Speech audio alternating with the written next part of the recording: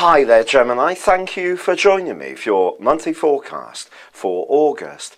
And this month begins with your ruling planet Mercury forging an absolutely awesome link with Jupiter, the planet of hope, expansion, optimism, and traditionally of good luck.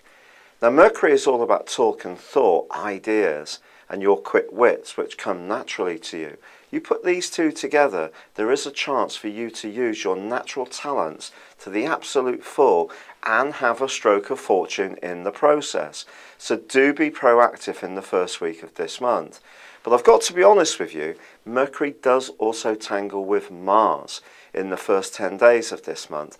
So it's almost like, although you can be very good and show great dexterity, it is also going to be important to focus your attention on as narrow a range of interests and activities as possible. If you spread yourself too thin, the net result could be overexpansion or almost some stress.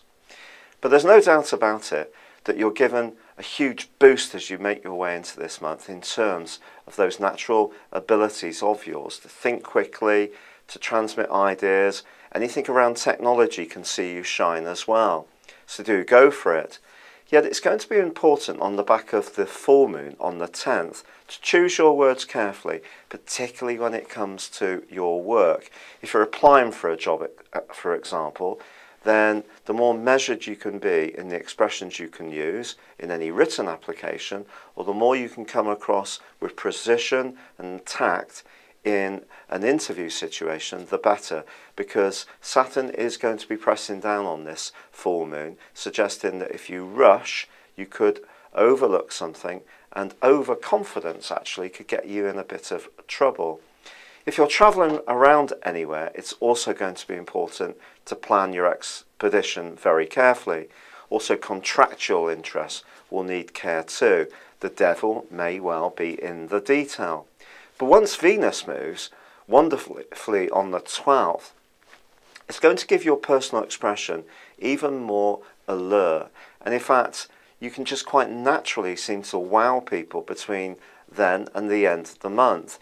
In fact, in week 3, as Venus combines with Jupiter, it could lead to a fated phone call, text message, or interaction with someone, perhaps through the internet, which could see you really loved up. On the other hand, maybe you're just going to enjoy some kind of social gathering. It could be with siblings, it could be with neighbours, people that you see every day, but something quite joyful can definitely break through for you in the 3rd week of this month. However, on the 16th, your ruler does move into a new home, a more tentative area where Mercury's not quite so happy, and it's just reminding you that despite all the potential to communicate well this month, sincerity is going to be important, and to match to this, a feeling that you're in touch with your emotions. Now, the sun's going to be moving on the 23rd into your home zone too. If you thought about actually physically changing where you live, your ideas can pick up momentum.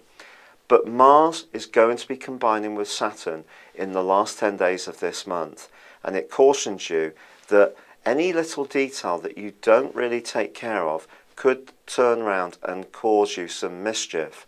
But also, when Mars and Saturn combine, it can make us very, very impatient.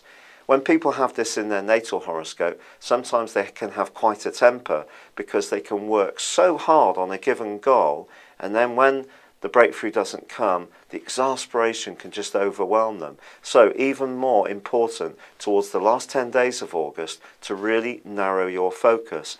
But you may find yourself being much more interested in how you can improve your health.